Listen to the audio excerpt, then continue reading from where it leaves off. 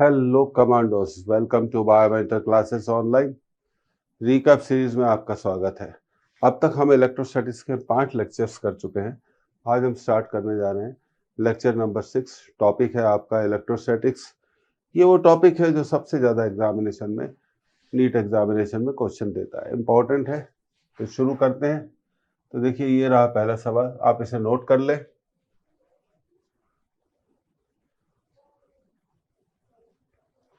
64 spherical drops, each of radius 2 centimeter and carrying 5 coulomb charge, are combined to form a bigger drop. Its capacity is। तो concept बिल्कुल clear है। 64 छोटे छोटे drops हैं, 4 drops हैं। तो देखिए, अब हम इसको कर सकते हैं। तो मान लीजिए छोटे ड्रॉप की रेडियस है r, और इस तरह हमने कितने ड्रॉप्स को कंबाइन किया? 64 ड्रॉप्स को कंबाइन किया और एक बड़ा ड्रॉप बना दिया। मान लीजिए कि बड़े ड्रॉप की रेडियस कितनी r। तो मेंसुरेशन लगाएंगे। Volume of 64 drops must be equal to volume of big drop. तो इन 64 ड्रॉप्स का जो वॉल्यूम है वो बिग ड्रॉप के वॉल्यूम के बराबर होगा। स्फेरिकल है तो 64 into 4/3 pi r cube equal to 4/3 pi r cube. अब 4/3 पाई से ये कैंसिल हो गया, तो हमें मिला 64 r cube equal to capital R cube. Cube root ले लीजिए, 64 का क्यूब होगा 4 आर। तो जो बड़े ड्रॉप की रेडियस है वो छोटे ड्रॉप की रेडियस का कितने टाइम्स होगी? 4 टाइम्स।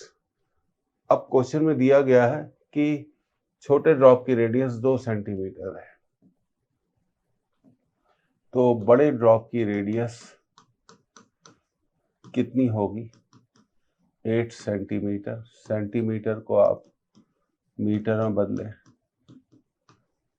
अब हमें बड़े ड्रॉप का कैपेसिटेंस निकालना है। तो बड़े ड्रॉप का कैपेसिटेंस होगा 4 pi epsilon naught into r. जैसा कि आप जानते हैं, इसकी वैल्यू होगी 9 इंटू 10⁻⁹ और रेडियस तो हम निकाल चुके हैं 8 सेंटीमीटर। तो 8 इंटू 10⁻⁻²। तो कैपेसिटेंस आ गई 8/9 इंटू 10⁻⁻11 फेराड।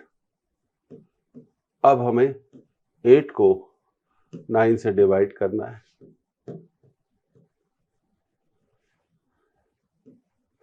9 8 जा 0.8 आएगा।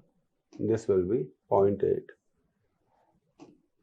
पॉइंट लगाया, 0 आ गया, और 9 8 जा 72, 8 फिर से, तो फिर से 72, 0.88। तो ये आ गया हमारा 0.88 इंटू 10⁻⁻11 फेराड। तो अब आंसर की तरफ चलते हैं, देखते हैं कि कौन सा आंसर है। 0.88, चलिए देखिए, सीधे सीधे आंसर दे दिया, 8/9 इंटू 10⁻⁻11 फेराड। सिंपल क्वेश्चन है। जब छोटे ड्रॉप्स मिलकर एक बड़ा ड्रॉप बनाएंगे तो रेडियस क्या होगी? बदल जाएगी। और कैपेसिटेंस, एक स्फेरिकल ड्रॉप की कैपेसिटेंस सिर्फ रेडियस पे डिपेंड करती है। तो ये हम निकाल चुके हैं। देखिए, ये हमारा आंसर भी आ गया। आप चाहे तो डिवीजन भी कर सकते हैं। अब अगले सवाल की तरफ जाते हैं। तो ये रहा हमारा अगला सवाल।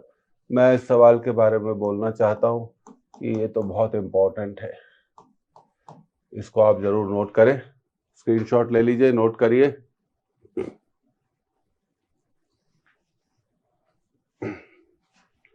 Radio capacitor of variable capacitance, एक रेडियो कैपेसिटर है जिसकी कैपेसिटेंस बदली जा सकती है।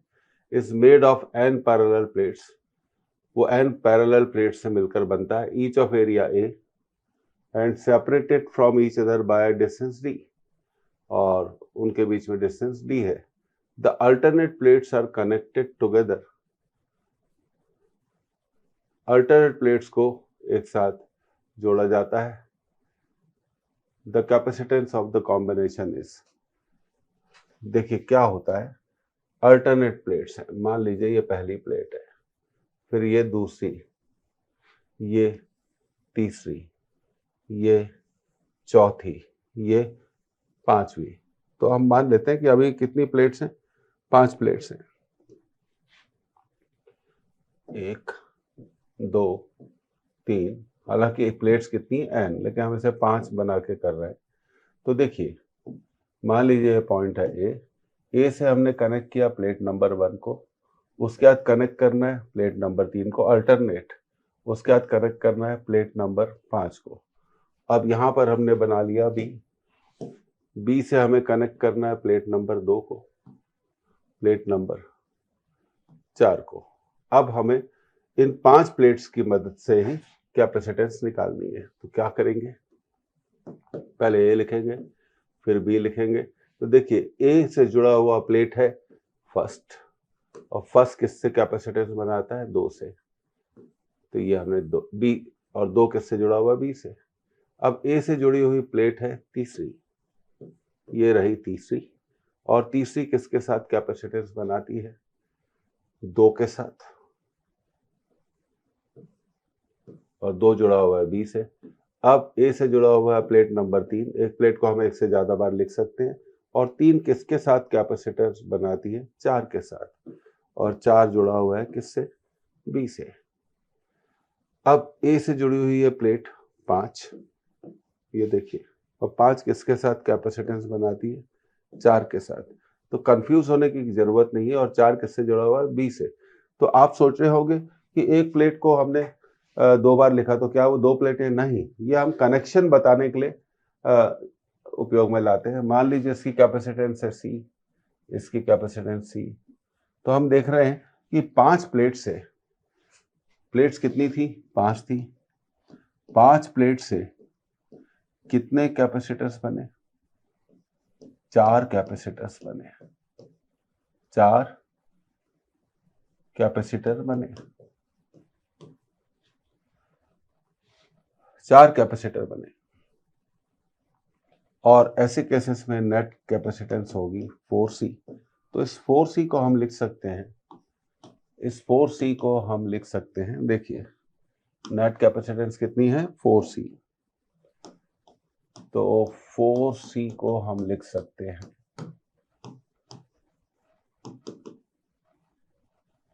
5 - 1, क्या लिखा, 5 - 1। तो नेट कैपेसिटेंस हमारी आ गई, नंबर ऑफ प्लेट्स -1 इंटू सी। तो नेट कैपेसिटेंस हमारी आ गई नंबर ऑफ प्लेट्स -1, और सी को हम लिख सकते हैं एप्सिलॉन नॉट A/D। तो हमारे इस क्वेश्चन में कितनी प्लेट्स दिखाई गई हैं, हमारे इस क्वेश्चन में कितनी प्लेट्स हैं, n है। तो नेट कैपेसिटेंस होनी चाहिए, number of plates -1 into epsilon not A/D, epsilon not A/D। तो इसका करेक्ट आंसर क्या है, सेकंड है।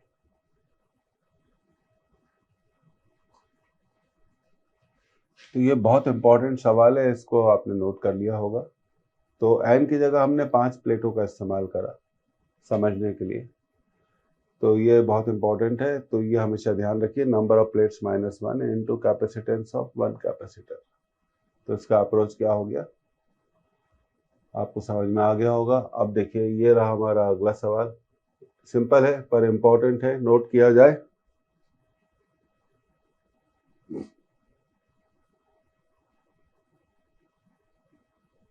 Okay.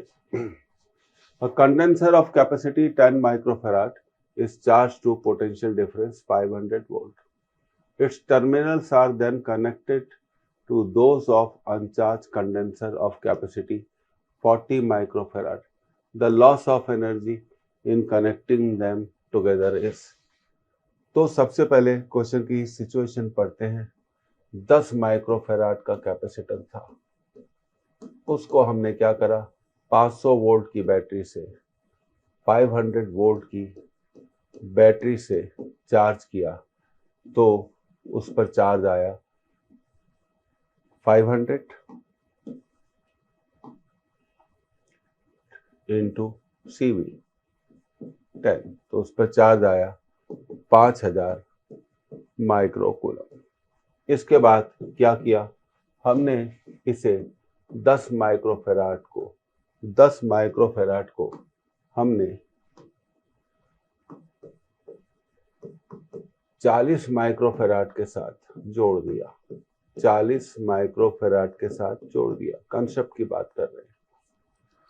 अब कंजर्वेशन ऑफ चार्ज को लगाने पर हम कह सकते हैं, कंजर्वेशन ऑफ चार्ज को लगाने पर हम एक बात कह सकते हैं कि जितना चार्ज पहले था बाद में भी उतना था होगा। तो पहले चार्ज कितना था, 5000। अब नया चार्ज क्या है, C इंटू V। अब नई कैपेसिटेंस हो गई 10 प्लस 40, और मान लो नया potential difference between the plates is V। क्योंकि हम अच्छे से जानते हैं कि जब पैरेलल में कैपेसिटर्स को कनेक्ट किया जाता है तो सभी कैपेसिटर्स की प्लेट के बीच में पोटेंशियल डिफरेंस सेम रहता है। तो ये हो गया 5000 50V। तो नया पोटेंशियल डिफरेंस कितना होगा, नया पोटेंशियल डिफरेंस होगा 100 वोल्ट। तो इसे हम कहते हैं रीडिस्ट्रीब्यूशन ऑफ चार्ज। एक कैपेसिटर को हमने चार्ज किया, उसके बाद बैटरी को हटा दिया, उसके बाद इस चार्ज कैपेसिटर को अनचार्ज कैपेसिटर के साथ जोड़ा। तो अब इसमें कंजर्वेशन ऑफ चार्ज से अब हमें पता चल गया कि नया कॉमन पोटेंशियल कितना होगा, 100 वोल्ट। अब बात हो रही है लॉस ऑफ एनर्जी की। बात किसकी हो रही है, फॉर्मूला लगा के भी कर सकते हैं। तो लॉस ऑफ एनर्जी निकालने के लिए EI माइनस EF निकालना पड़ेगा। EI का मतलब है इनिशियल एनर्जी। तो इनिशियल एनर्जी हम निकाल सकते हैं हाफ CV² से। तो देखिए C कितना था 10 और V कितना था 500 वोल्ट पर चार्ज था। तो EI will be half 10 microfarad 10 to the power -6, 500 का स्क्वायर, और ये 5 बार कैंसिल हो जाएगा। तो 500 का स्क्वायर हो जाएगा 5 इंटू 10 टू द पावर -6, 5 का स्क्वायर 25, और ये हो जाएगा 10 टू द पावर 4। तो इनिशियल एनर्जी हमारी आ गई 125 into 10 to the power -2 joules. तो इनिशियल एनर्जी हमारी आ गई 1.25 जूल्स। अब लॉस ऑफ एनर्जी निकालने के लिए हमें फाइनल एनर्जी भी निकालनी पड़ेगी। तो फाइनल एनर्जी निकालने के लिए हमें क्या करना पड़ेगा, देखिए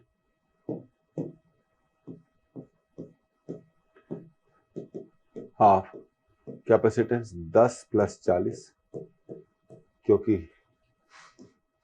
दो कैपेसिटर है, एक 10 है माइक्रोफेराड, एक 40। तो माइक्रोफेराड है तो इसको फेराड में बदलना पड़ेगा, इंटू 10 टू द पावर -6। और नया वोल्टेज कितना आया था, 100 वोल्ट। तो 100 वोल्ट को हम लिख सकते हैं 10 टू द पावर 2 वोल्ट। तो यहाँ पर हम 10 टू द पावर 2 का क्या कर देंगे, स्क्वायर कर देंगे। तो ये फाइनल एनर्जी हमारी आ गई 50 divided by 2, 25 into 10 to the power -6 into 10 to the power 4। तो फाइनल एनर्जी हमारी आ गई 25 into 10 to the power -2 joule. तो final energy calculation practice 0.25 joules. अब हमें इनिशियल एनर्जी भी मालूम है और फाइनल एनर्जी भी मालूम है, तो अब हम लॉस ऑफ एनर्जी तो निकाल ही सकते हैं। लॉस ऑफ एनर्जी क्या होगा, इनिशियल माइनस फाइनल। इनिशियल है 1.25 और फाइनल अभी हमने निकाली है 0.25। तो 1.25 से 0.25 को माइनस कर देंगे तो हमारा लॉस ऑफ एनर्जी आएगा 1 जूल। कितना आएगा, 1 जूल। और ये देखिए ये हमारा आंसर पहला है। अब कुछ लोगों को इस तरह के सॉल्यूशन करने में आपत्ति हो सकती है। क्या हो सकती है? आपत्ति, ऑब्जेक्शन हो सकता है। तो वो फॉर्मूले का भी यूज कर सकते हैं। तो एक फॉर्मूला है हमारे पास, तो फॉर्मूले के बारे में मैं बताना चाहता हूँ। लॉस ऑफ एनर्जी का डायरेक्ट फॉर्मूला हम लगा सकते हैं, half C1 C2 upon C1 plus C2 into V1 minus V2 का होल स्क्वायर। अब C1 था 10 माइक्रोफेराड, मतलब 10 into 10 to the power minus 6 farad, मतलब 10 to the power minus 5 farad. C2 था 40 माइक्रोफेराड, मतलब 40 into 10 to the power minus 6, मतलब 4 into 10 to the power minus 5। V1 था 500 volt पे चार्ज किया था। कितने पे चार्ज किया था हमने इसको? 500 वोल्ट पर चार्ज किया था। और V2 जो दूसरा कैपेसिटर था वो अनचार्ज था। तो यहाँ पर अब ये वैल्यू को आप रख सकते हैं। तो लॉस ऑफ एनर्जी हमारी आ सकती है हाफ C1 इंटू C2। तो ये हो गया 4 into 10 to the power minus 10 C1 plus C2। तो जब इन दोनों को जोड़ देंगे तो ये मिलेगा 5 into 10 to the power minus 5 V1 minus V2, 500 minus 0 का होल स्क्वायर। तो डेल्टा U ये हो गया 2/5 और ये हो गया 10 टू द पावर माइनस 5। 5 का स्क्वायर 25 और 10 टू द पावर 2 का स्क्वायर 10 टू द पावर 4। तो 5 से 25 5 बार कट जाएगा। तो लॉस ऑफ एनर्जी हो गया 2 into 5 10 into 10 to the power minus 1 cancel. So the loss of energy will be equal to 1 joule. तो इस तरह से भी हम इसको सॉल्व कर सकते हैं। ये तो आपको डिसाइड करना है कि आप किस तरीके से कैलकुलेशन करेंगे और कैलकुलेशन को आसान बनाएंगे।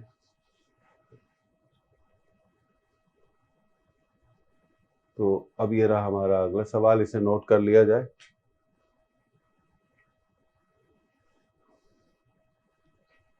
A 2 microfarad condenser is charged to 500 volt and then the plates are joined through a resistance. The heat produced in the resistance in joule is. तो अब आपको कौन सी थ्योरी मालूम होनी चाहिए, वो मैं लिख देता हूं। When a charged condenser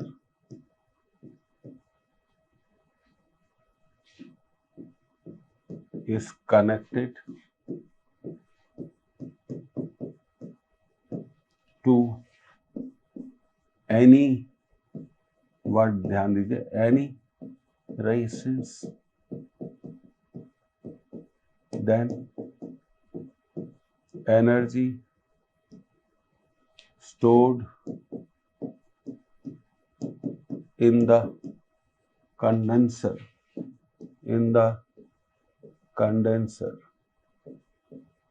is converted into heat। तो हमेशा याद रखिए हीट प्रोड्यूस कितनी होगी, heat produced equal to stored energy।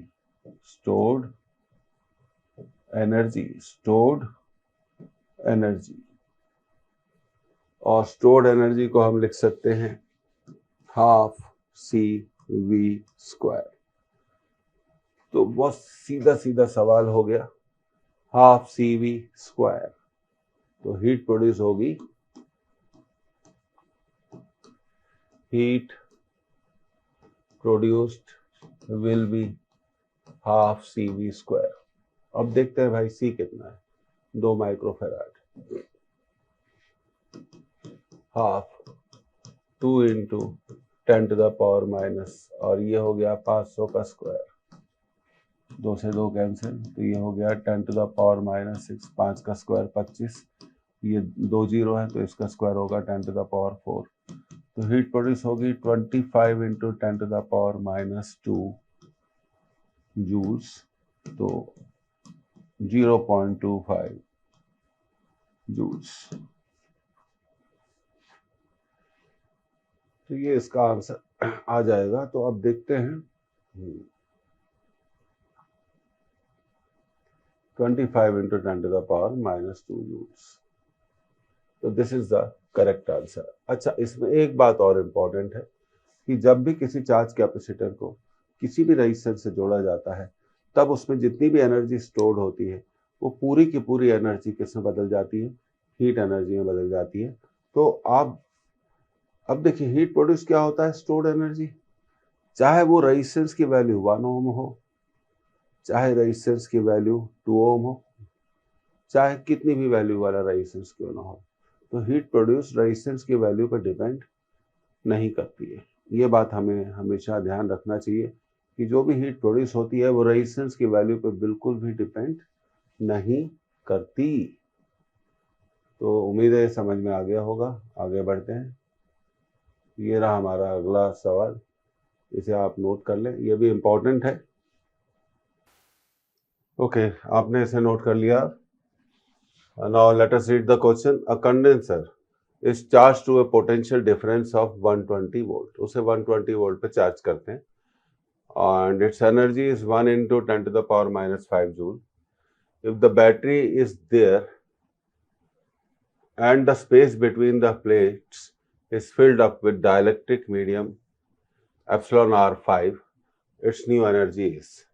तो देखिए, इसमें एक इंपॉर्टेंट बात है, बैटरी इज देयर, बैटरी जुड़ी हुई है। तो इस वर्ड का मतलब क्या है? What is the main function of battery? Battery का मेन काम क्या है? To maintain the potential difference between the plates. तो बैटरी प्लेट्स के बीच में, कैपेसिटर की प्लेट्स के बीच में पोटेंशियल डिफरेंस को मेंटेन रखती है। तो जब भी बैटरी कनेक्टेड है तो हमारा जो थ्योरेटिकल अप्रोच होता है वो ये होता है कि पोटेंशियल डिफरेंस रिमेन्स सेम। अब जैसा कि हम जानते हैं कि Q equal to C V, तो V को हम लिख सकते हैं Q by C is constant. तो ये इसका की इक्वेशन बनता है। अब देखिए, पोटेंशियल डिफरेंस 120 वोल्ट है, तो इसको थोड़ा बना लेते हैं। 120 वोल्ट की बैटरी जुड़ी हुई है और प्लेट्स के बीच में मीडियम क्या है? एयर है। और एनर्जी हमें दी गई है 1 into 10 to the power minus 5, 1 into 10 to the power minus 5। तो हमने फॉर्मूला यूज किया, half C V square 1 into 10 to the power minus 5 1/2। तो यहाँ हमें कैपेसिटेंस मिल जाएगी 120 होल स्क्वायर। तो ये हो गया आपका 10 टू द पावर माइनस 5 1/2 सी 14400। तो ये हो जाएगा हमारा 7200। तो हम इसको अब लिख सकते हैं C into 72 into 10 to the power 2। तो कैपेसिटेंस की वैल्यू आ जाएगी 1/72 into 10 to the power minus 7। तो ये इसकी कैपेसिटेंस है। इस डेटा से हम कैपेसिटेंस को कैलकुलेट करते हैं। अब क्वेश्चन कहता है कि बैटरी जुड़ी रहेगी और प्लेट्स के बीच में डाइलेक्ट्रिक हम भर देंगे जिसकी वैल्यू कितनी है? 5। तो नई एनर्जी कितनी होगी? नई एनर्जी कितनी होगी तो निकाल सकते हैं। अब देखिए, अगली कंडीशन ये है, हमने डाइलेक्ट्रिक भर दिया जिसकी वैल्यू कितनी है? 5। तो डाइलेक्ट्रिक भरने से कैपेसिटेंस चेंज हो जाएगी। पहले कैपेसिटेंस कितनी थी? 1/72 into 10 to the power minus 7। तो अब नई कैपेसिटेंस हो जाएगी 5 into 1/72 into 10 to the power minus 5। अब और पोटेंशियल डिफरेंस 120 वोल्ट में मेंटेन है, तो नया एनर्जी होगा half C dash V square. Half, अब सी डैश आपने लिखा 5/72। और देखिए, ये 10 टू द पावर माइनस 5 नहीं है, इसको थोड़ा सुधारने की जरूरत है। ये है 10 to the power minus 7, 10 to the power minus 7 और 120 का स्क्वायर, तो देखिए ये हो जाएगा 1/2 into 5/72 10 to the power minus 7 144 into 10 to the power 2।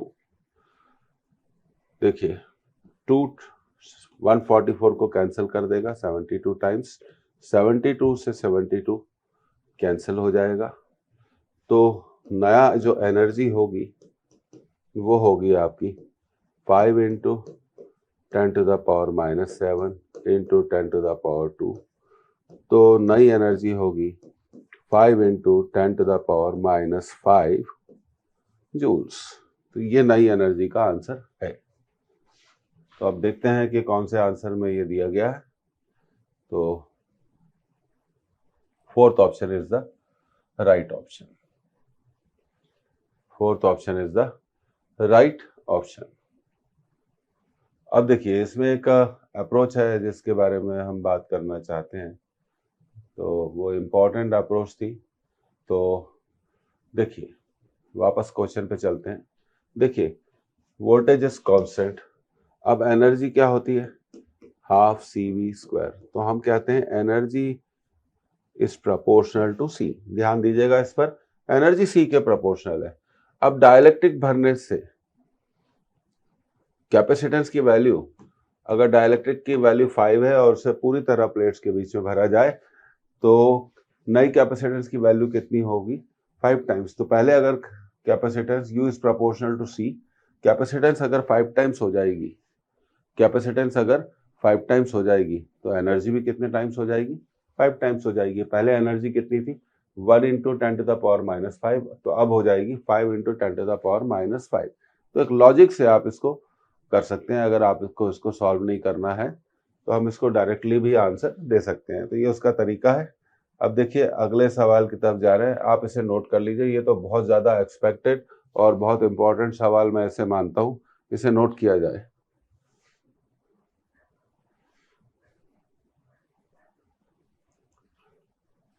When a dielectric slab of thickness 4 cm is introduced between the plates of a parallel plate condenser, it is found the distance between the plate has to be increased by 3 cm to restore the capacity to original value. Dielectric का जिसकी thickness 4 centimetre है, उसे प्लेटों के बीच में रखने पर हमें कैपेसिटर को पुरानी कैपेसिटेंस की वैल्यू पर पहुंचाने के लिए डिस्टेंस बिटवीन द प्लेट्स को कितना बढ़ाना पड़ता है, 3 centimetre, to restore the capacity to original value. The dielectric constant of slab is, 4 answer दिए गए हैं, 1/4, second answer 4, third answer 3 and fourth answer 1। अब देखिए हम मान लेते हैं कि प्लेट्स के बीच में डिस्टेंस कितनी है, D है, और मीडियम क्या है, एयर। तो कैपेसिटेंस हो गई इसकी एप्सिलॉन नॉट A/D। तो इसमें तो कोई प्रॉब्लम ही नहीं है कि कैपेसिटेंस कितनी होगी, एप्सिलॉन नॉट A/D। अब आगे हमने प्लेट्स के बीच में डाइलेक्ट्रिक को इंट्रोड्यूस कर दिया। मान लीजिए डाइलेक्ट्रिक कांस्टेंट कितना है, K, और डाइलेक्ट्रिक की थिकनेस कितनी है, डाइलेक्ट्रिक की थिकनेस है 4 सेंटीमीटर, 4 सेंटीमीटर। तो अब हम जानते हैं कैपेसिटेंस बढ़ जाएगी और उसकी वैल्यू हो जाएगी, नई value C dash D minus T that is 4 plus T by K plus 4/K। तो ये फॉर्मूला आपको मालूम होना चाहिए। When the gap between the plates is partially filled by dielectric, D minus T plus T by K, हमने इसको use किया। तो अब कैपेसिटेंस डाइलेक्ट्रिक रखने से बढ़ जाती है। अब हम चाहते हैं कि कैपेसिटेंस वापस अपनी पुरानी वैल्यू पर आ जाए, तो उसके लिए क्या किया जाता है, डिस्टेंस को 3 सेंटीमीटर बढ़ा दिया जाता है। तो मान लीजिए अब नया डिस्टेंस कितना हो गया, D+3, और डाइलेक्ट्रिक रखा ही हुआ है, उसमें कोई चेंज नहीं किया गया है। तो अब नई कैपेसिटेंस हो गई एप्सिलॉन नॉट A, नया distance D+3 minus T minus 4 plus T by K 4/K। तो जब डिस्टेंस को, क्वेश्चन कहता है कि डाइलेक्ट्रिक स्लैब को रखते हैं और कैपेसिटेंस को पुरानी वैल्यू पर पहुंचाने के लिए प्लेटों के बीच के डिस्टेंस को 3 सेंटीमीटर बढ़ा देते हैं, तो कैपेसिटेंस पुरानी वैल्यू पर पहुंच जाती है। तो ये बिल्कुल क्लियर है कि C must be equal to C double dash. जब डिस्टेंस को बढ़ाते हैं तो जो नई कैपेसिटेंस हमें मिलती है वो पुरानी कैपेसिटेंस के बराबर है। C equal to C dash C double dash. तो अब इस इक्वेशन को हम सॉल्व करते हैं। C equal to C double dash epsilon 0A by D epsilon naught A D plus 3 minus T plus T by K 4 by K।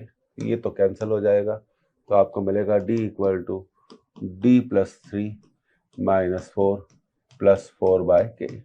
तो D भी cancel हो जाएगा, तो बचेगा 3 minus 4 minus 1 plus 4 by K। तो 1 को इधर ले आए, 4 बाय K। तो K की वैल्यू कितनी आएगी? 4। तो डाइलेक्ट्रिक की वैल्यू कितनी होनी चाहिए? डाइलेक्ट्रिक की वैल्यू कितनी होनी चाहिए? 4 होनी चाहिए। डाइलेक्ट्रिक की वैल्यू कितनी होनी चाहिए? 4 होनी चाहिए। तो देखते हैं कौन सा आंसर है। तो इंपॉर्टेंट है, एक्सपेक्टेड है और बहुत बढ़िया। अब आगे बढ़ते हैं। अब अगले सवाल की तरफ जाने का टाइम आ गया है। तो ये रहा हमारा अगला सवाल। कंसेप्चुअल सवाल है और अच्छा है, इसे नोट करें, स्क्रीनशॉट लें।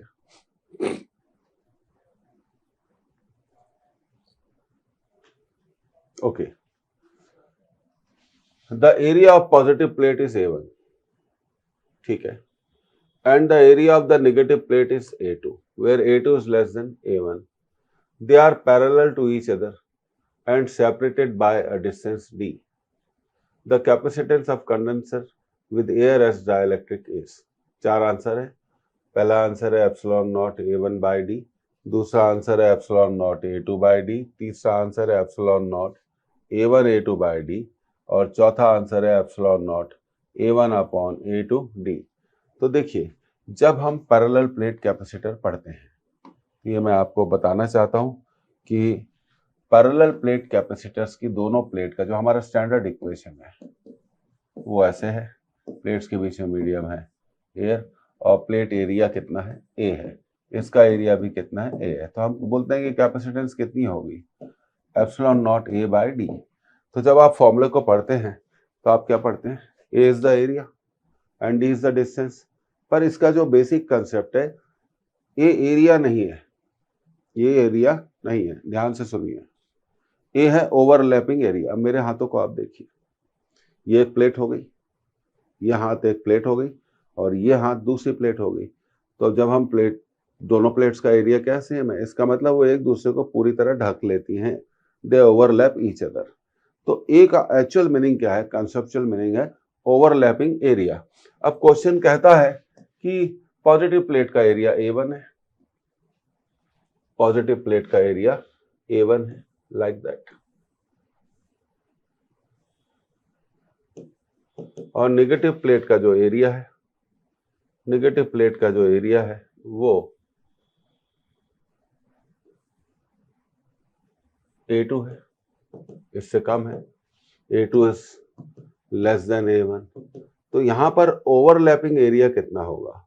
इंपॉर्टेंट बात है, ओवरलैपिंग एरिया होगा A2। तो इसकी कैपेसिटेंस होगी epsilon naught A2 common area upon D। तो कंसेप्चुअल क्वेश्चन है, क्योंकि A2 छोटा है A1 से, तो आप वो एरिया लेंगे जो ओवरलैप करता है, जिसे हिंदी में बोलते हैं अति व्यापन। तो इसका बड़ा ध्यान रखें। तो बिल्कुल सरल सवाल था। तो इसका आंसर है epsilon naught A2 by D. तो एरिया का मतलब आपको समझ में आया, ये होता है अब ओवरलैपिंग एरिया। तो ओवरलैप जो होता है वो हम उसे एरिया मानते हैं। अब देखिए, ये रहा हमारा अगला सवाल। ये भी अच्छा सवाल है, इसे नोट किया जाए।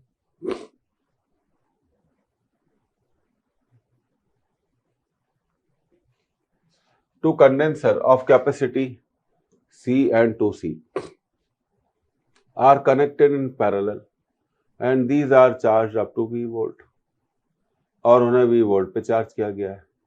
If the battery is removed and dielectric medium of constant K is put between the plates of first condenser, अगर बैटरी को हटा दें और पहले कैपेसिटर की प्लेट्स के बीच में K डाइलेक्ट्रिक को पूरी तरह भर दें, then the potential at each condenser is, पहला option V upon K plus 2, दूसरा option 2 plus K upon 3V, तीसरा option 2V upon K plus 2, चौथा option 3V upon K plus 2। तो बहुत बेसिक क्वेश्चन है। अब देखिए इसकी कैपेसिटेंस है C और इसकी कैपेसिटेंस है 2C और ये एक बैटरी में के साथ जुड़े हुए हैं। अब मान लीजिए बैटरी कितने वोल्ट की है, V वोल्ट की।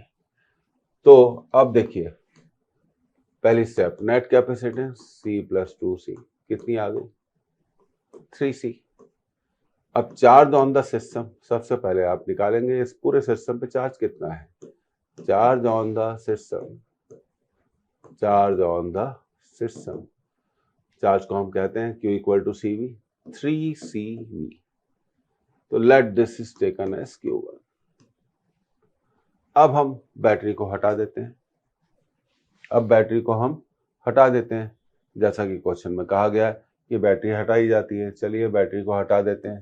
तो ये C है और ये है 2C, बैटरी को हटा दिया। अब हम क्या कर रहे हैं, इसकी प्लेट्स के बीच में K डाइलेक्ट्रिक रख रहे हैं और इसमें कुछ भी नहीं करा है। तो अब इसकी जो नई कैपेसिटेंस हो जाएगी, कितनी हो जाएगी, C के। तो अब हम मान लेते हैं क्योंकि ये दोनों पैरेलल में जुड़े हुए हैं, because they are connected in parallel. तो हम जानते हैं पैरेलल में पोटेंशियल सेम होता है। Let the common potential, let the common potential is V dash. Now अब हम कैलकुलेट करेंगे charge on the system, charge on the system, system पे भाई चार्ज कितना है, C net into V dash. तो let this charge is Q2, C net is KC plus 2C into V dash. तो Q2 will be K plus 2 into C into V dash. This is second equation. And this is the first equation. तो हम करने क्या जा रहे हैं, हम करने जा रहे हैं कंजर्वेशन ऑफ चार्ज। आप कुछ भी करो, charge can not be created, can not be destroyed. कहा गया है the total charge of an isolated system always remain same. इसका मतलब है जब एक सिस्टम को बाहर से चार्ज ना दिया जाए, नंबर 2, जब सिस्टम चार्ज को बाहर ना दे, तो ऐसे केसेस में सिस्टम का टोटल चार्ज क्या रहता है, कंजर्व रहता है। दूसरी बात है बैटरी हटा दी, बैटरी चार्ज सप्लायर थी, आपने चार्ज सप्लायर ही हटा दिया, तो चार्ज तो सेम रहेगा। तो इसका की अप्रोच है Q1 must be equal to Q1 must be equal to Q2। तो Q1 है 3CV और Q2 को देख लेते हैं, K plus 2 into CV dash, K plus 2 into CV dash, C cancel, तो हमें मिलेगा 3V equal to K plus 2 into V dash. तो 3V upon K plus 2 equal to V dash. तो इसका ये करेक्ट आंसर है 3V upon K plus 2, 3V upon K plus 2। Fourth option is the right option.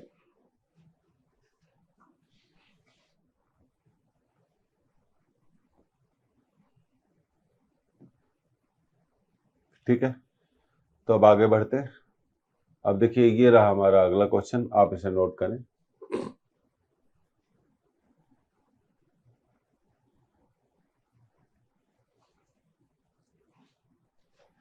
Two capacitors of capacities 3 microfarad and 6 microfarad are connected in series and connected to 120 volt. The potential difference across 3 microfarad is V naught and the charge here is Q naught.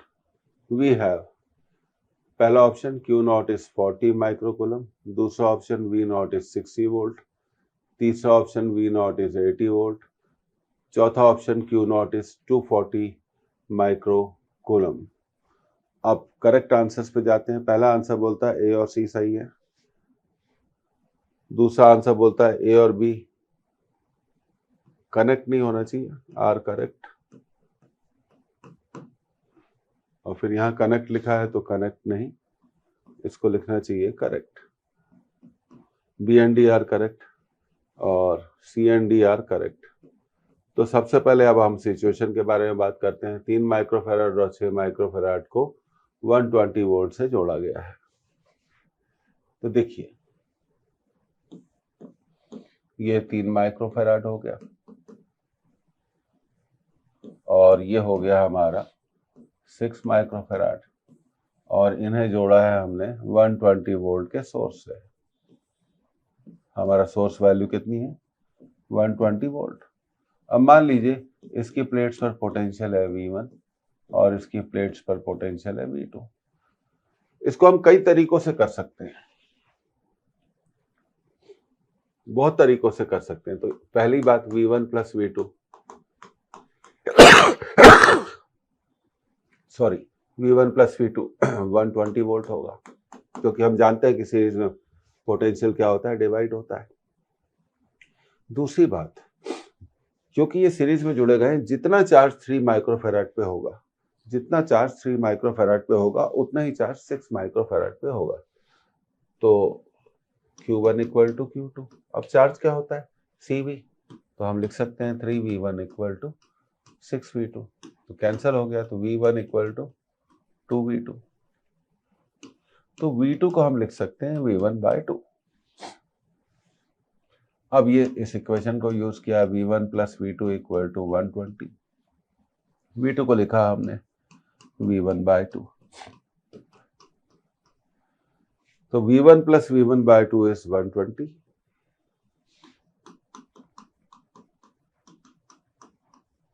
ये हो गया 3V1/2 equal to 120 40। तो V1 कितने volt होगा? 80 volt. V1 कितने volt होगा? 80 volt. तो यह हमारा C क्या है? करेक्ट है। अब चार्ज कितना होगा वो भी निकाल लेते हैं। तो चार्ज होगा CV1, यह है capacitance 3 into 80।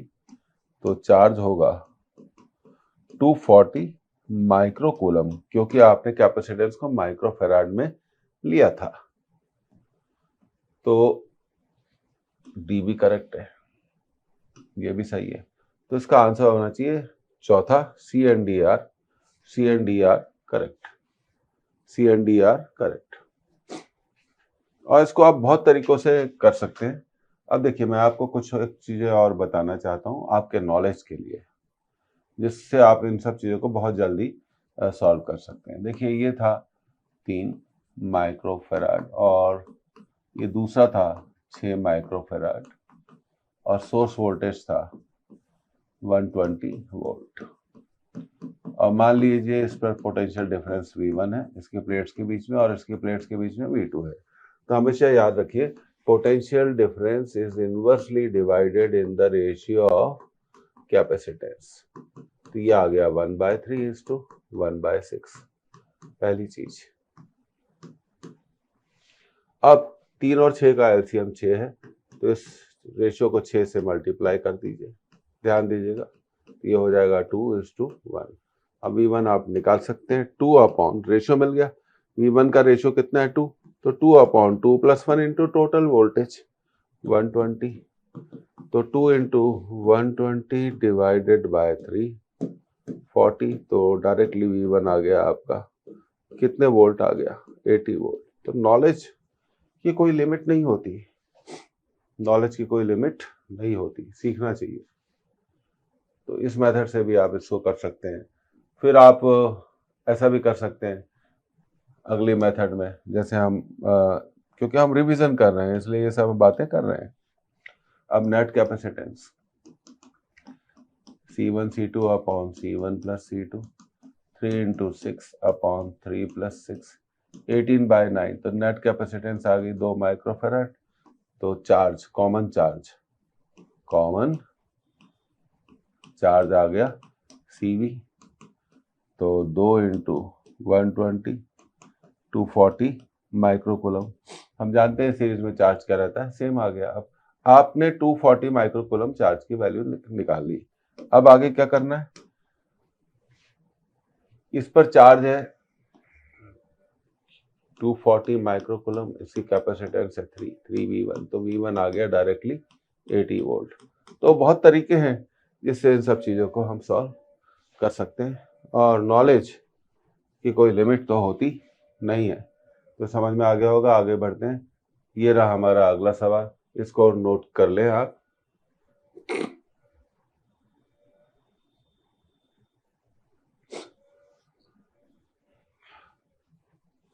A parallel capacitor of capacitance C is charged and disconnected from the battery. ठीक है, the energy stored in it is E.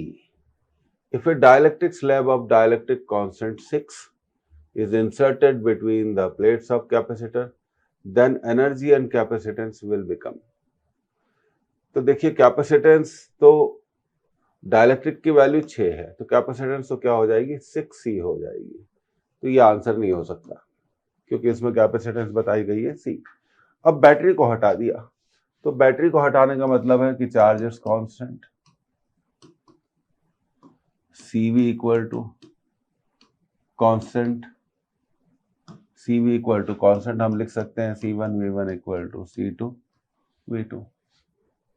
ठीक है, क्यों कर रहे हैं, ये बहुत जरूरी है।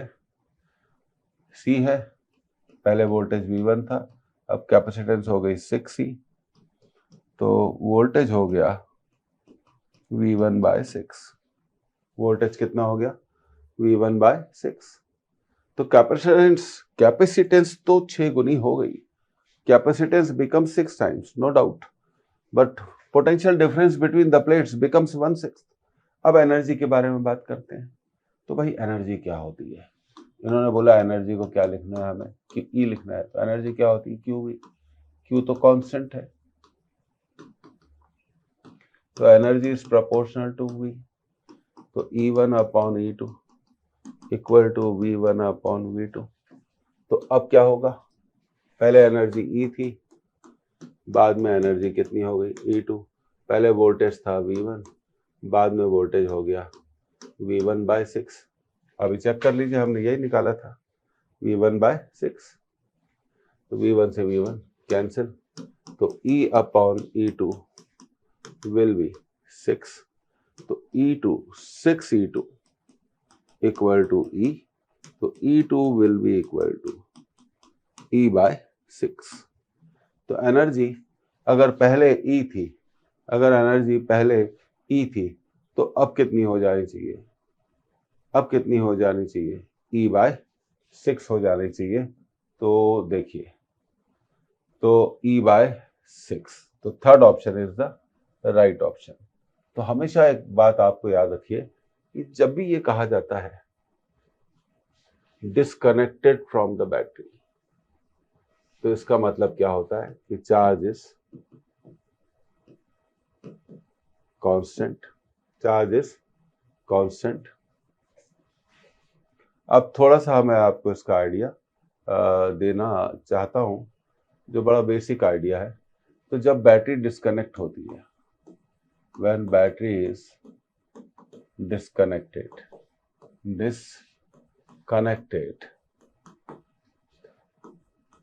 तो पहला पॉइंट चार्ज इज कांस्टेंट, दूसरा पॉइंट CV इज कांस्टेंट, ये याद रहना चाहिए, C1 V1 equal to C2 V2। तीसरा point energy half QV, half Q V. Energy कितनी होगी, हाफ क्यू वी होगी, क्योंकि चार्ज कांस्टेंट है, चार्ज कांस्टेंट है, तो हम कह सकते हैं U is proportional to V।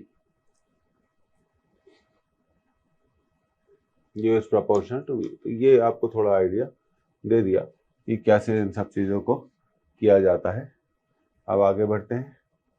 तो देखिए ये रहा हमारा अगला क्वेश्चन, आप इसे नोट कर लें। ओके, अब आपने इसे नोट कर लिया।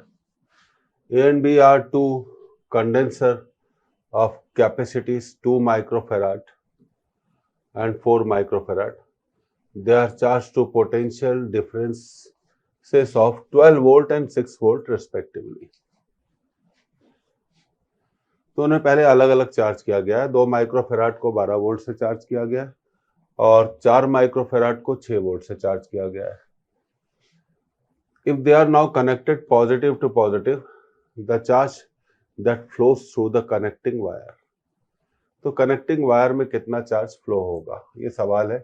पहला आंसर है 24 microcoulomb from A to B, दूसरा है 8 microcoulomb from A to B, तीसरा है 8 microcoulomb from B to A और चौथा है 24 microcoulomb from B to A. तो देखिए सबसे पहली बात तो 2 माइक्रोफेराड को हमने चार्ज किया है 12 वोल्ट से,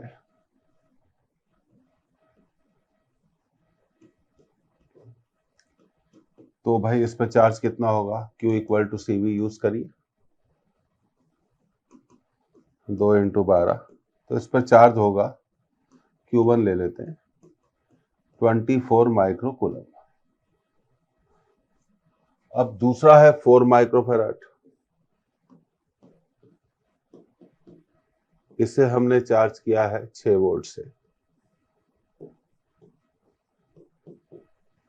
तब इस पर चार्ज होगा Q2 equal to 4 into 6, 24 microcoulomb. तो दोनों पे चार्ज 24 माइक्रोकूलम है। अब हमने इनको आपस में कनेक्ट कर दिया, 2 को और 4 को, 2 माइक्रोफेराड और 4 माइक्रोफेराड को हमने कनेक्ट कर दिया।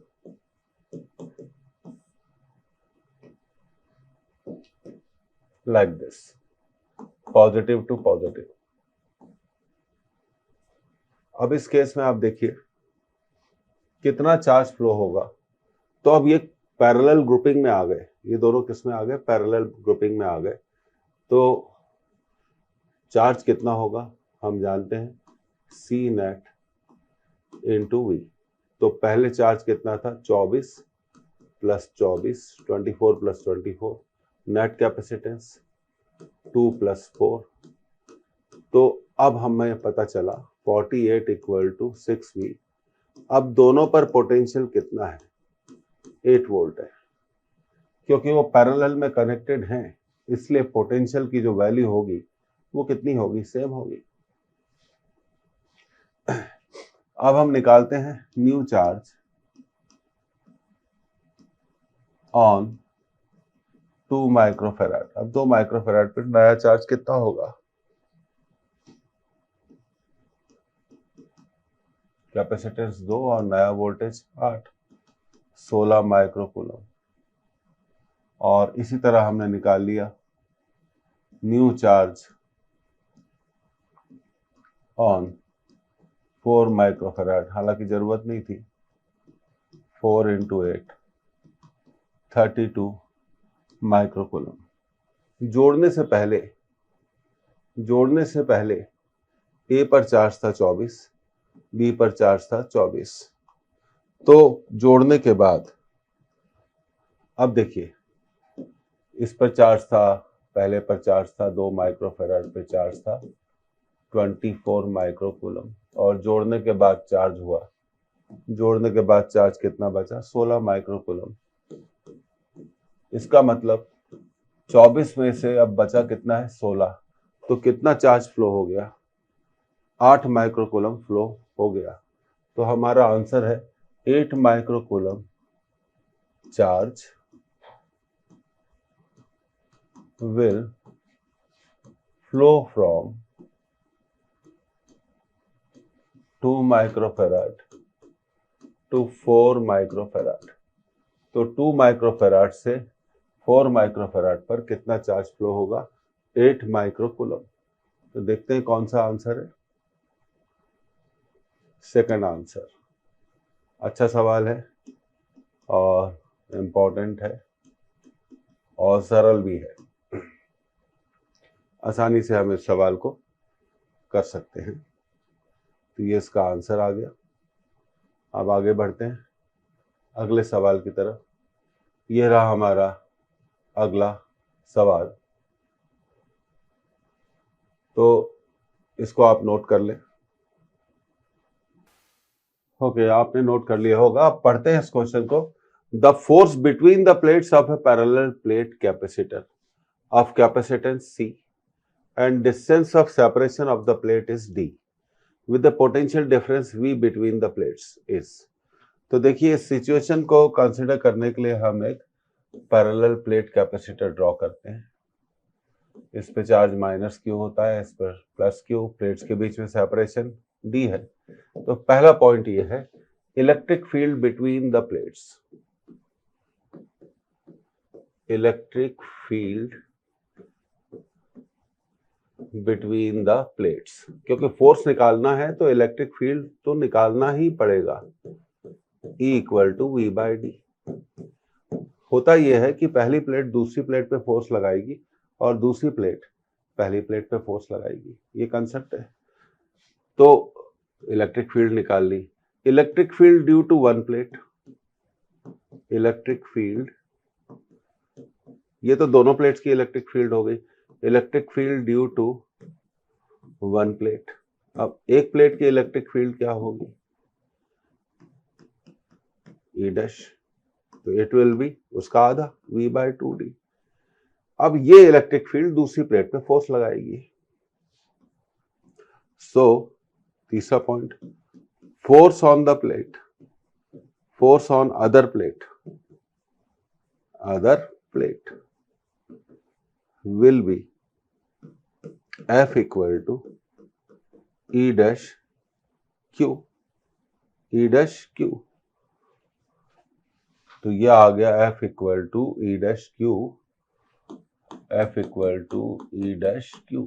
ये एक प्लेट की इलेक्ट्रिक फील्ड दूसरी प्लेट पे पर फोर्स लगाएगी। तो ये फोर्स हो गया V अपॉन 2D और Q को आप लिख सकते हैं CV। तो फोर्स का वैल्यू आया half CV square by D. Half CV square by D. तो एक प्लेट दूसरी प्लेट पर कितना फोर्स लगाएगी?